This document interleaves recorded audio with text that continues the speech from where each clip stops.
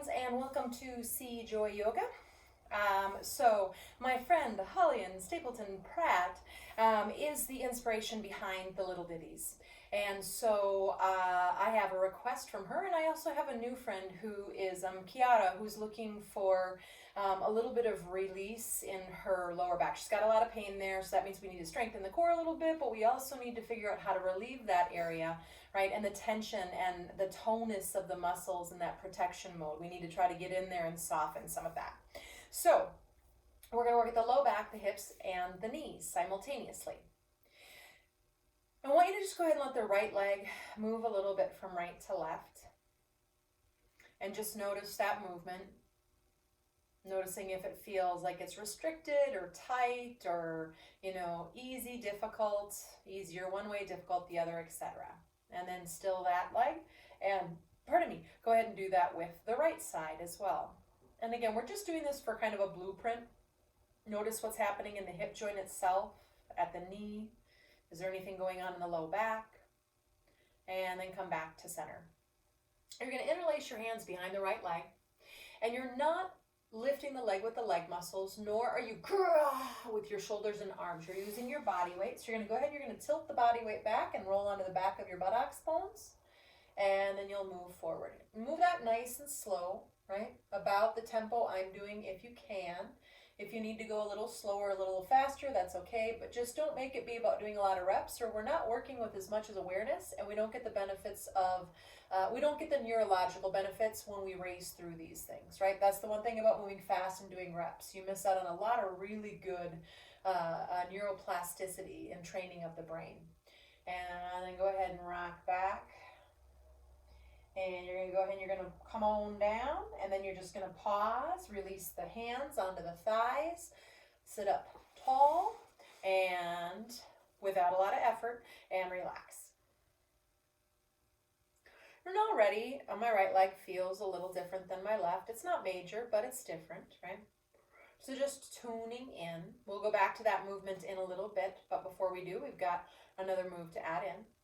So we're going to work with the same leg. We're going to do everything on the right side, and then we'll notice the difference between the sides, and then we'll move over to the left. You're going to interlace behind the leg again. Rock back, and again, do that with your body weight. Soften the shoulders away from your ears. And then you're going to go ahead and you're going to, rock a little bit to the right and the left. And I want you to think about the left shoulder moving forward to bring the leg across the body to the right. And I want you to think about it would be the right shoulder. I'm mirroring you. The left shoulder moving forward to move over to the right. Yeah? So instead of me just moving my leg from side to side, I'm using my shoulders and I'm turning my torso. And because I'm turning my torso and they are holding the leg, my leg is also moving. So try to keep all of the muscles around your hip uber soft. And if there are any that won't soften, you might notice where that is, what they are, what's happening in the low back, the hip, and the knee, yeah? And that starts to give us really good information to the puzzle of the body. If you're like, that's interesting, the front of my right hip will not let go, even though it's fully supported by the arms. Then we know a little something about that hip flexor, aka psoas, right? Maybe it's over-efforting and the little guys can't come in to support and stabilize. Come back to center. Use the body weight to bring that leg back down. Put your hands on your thighs and just pause for a moment. And if you want to move that right leg a little bit, and then notice that left leg. Just starting to see if there's any difference. If so, where is that in the leg itself? It can be anywhere in the leg, the back, the upper back, you name it. Now, before we go to that left side, there's one more move.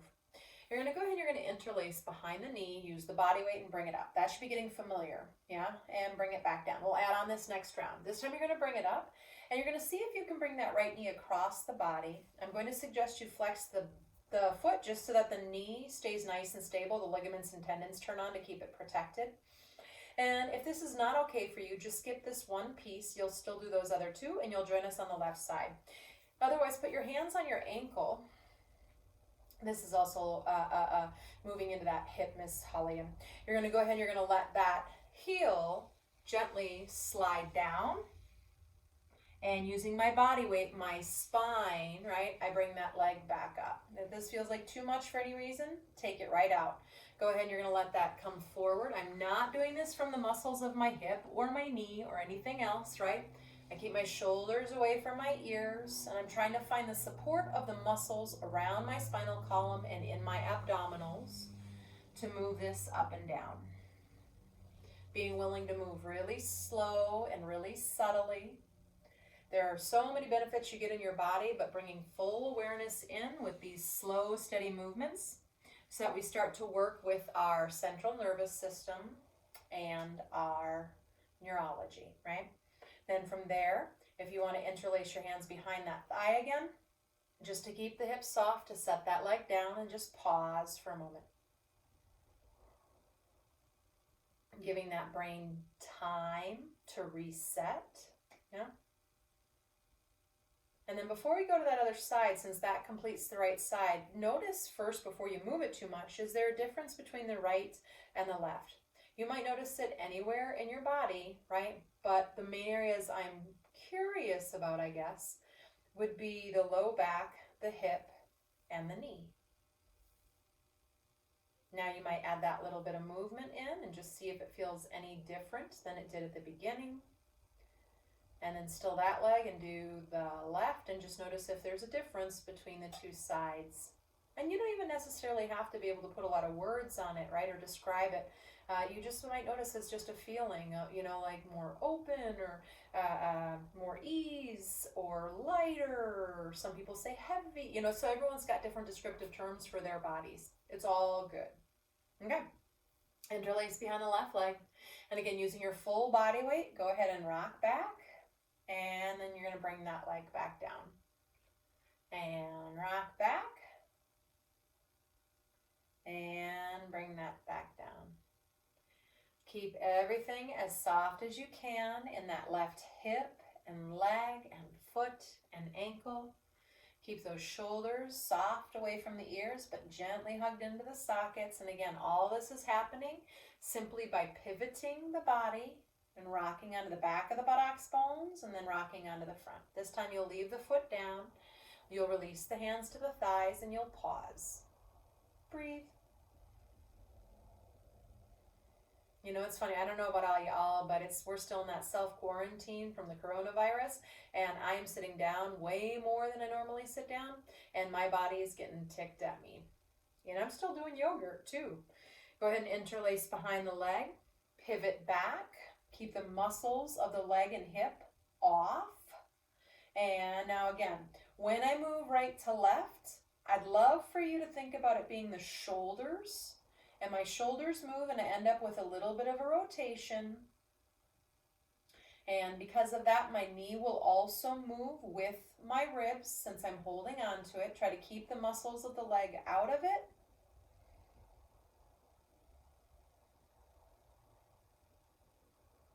So again, I am initiating the movement from my shoulder girdle. And come back to center and go ahead and put that foot down on the ground. Hands on the thighs, long spine, and pause.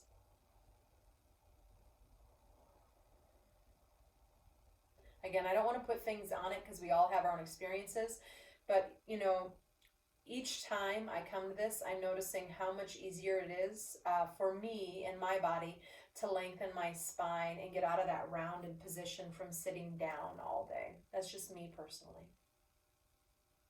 Last maneuver on this side. Interlace behind the thigh and tilt back and come down. We'll add on that figure 4 in just a moment. Tilt back, and then if it's okay, you're going to bring your left ankle I like my bone a little bit outside of my knee. It keeps my pelvis a little more neutral and prevents me from getting that bone push into my skin. Flex the left foot a little bit so that knee has action in the ligaments and tendons. And then from there, hands will grab onto the thighs. You could just stay right here the whole time, right? You might do a slight lean forward. Or if it's okay, don't do this from the legs, right? Let the tilting of the body bring the leg down. And it's going to slide back up into where we started. Notice what wants to turn on, what wants to do this. You know, do you have any leg muscles right now that are like, ooh, ooh, ooh, I got this, I got this? Do your shoulders move up to your ears, and are your upper traps like, don't worry, man, I got this? And I'm wondering if you can keep those out of it as much as possible, even maybe completely with this particular exercise. It's not that we never want those muscles to kick in, but those big muscles, when they take over all the time and they do all of the work, it really distributes, it doesn't distribute the work to everybody, right? So all these little stabilizers and movers and shakers don't get to turn on, and then we get these asymmetries in our body. Okay, bring the hand behind the thigh, and again, keeping those hips soft for now, and bringing that foot down to the ground, hands on the thighs, and just pause and notice. Again, just in stillness initially. See if there's a difference in the left leg from when you started. Is there a difference between the right and the left? Was there when you were doing any of the motions? Did you notice a difference? Is one side tighter, etc., right? Sense and feel your body. Okay. And then maybe you move that right leg again. And maybe you move that left leg again. And hopefully there's a little more freedom in the knees, the hips, and the low back for you, right? One more thing, if you want to play with it a couple of times before we get up, and that is standing up. So we often, we have all these ways that we try to stand up and exert this effort, right? So pull your feet back just a little bit. Arms by the side, try not to use the arms. Keep the shoulders, the jaw, the neck, all that stuff loosey-goosey. And then let the body move forward a little bit. My arms are just fancy free, right? So I can put the weight in my legs and start to come on up. And maybe coming back down to the chair. Maybe you don't come all the way up. Maybe you just do the action of almost pushing up. You still feel your core turn on, don't you worry. And then you come back to the chair, right? So this is just as effective as if you were to push all the way up, or even maybe a couple of inches and back down. If you have the cuckoo factor, you might try to do this more often and just play with it. It's actually, if you can feel it in your knees, right? It's a great knee strengthener. And it's one of the, I'll say, subtlest ways, softest ways maybe, for the joints. These beautiful, beautiful joints that we want to last us our whole lives. Next time you sit down, you're going to stay down. Bring those hands together at the heart. Take a big ol' inhale. Exhale, bow the head in towards the heart, and let's just take a moment and say, thank you, beautiful knees. Thank you, beautiful hips. And thank you, beautiful low back. We love you. Namaste.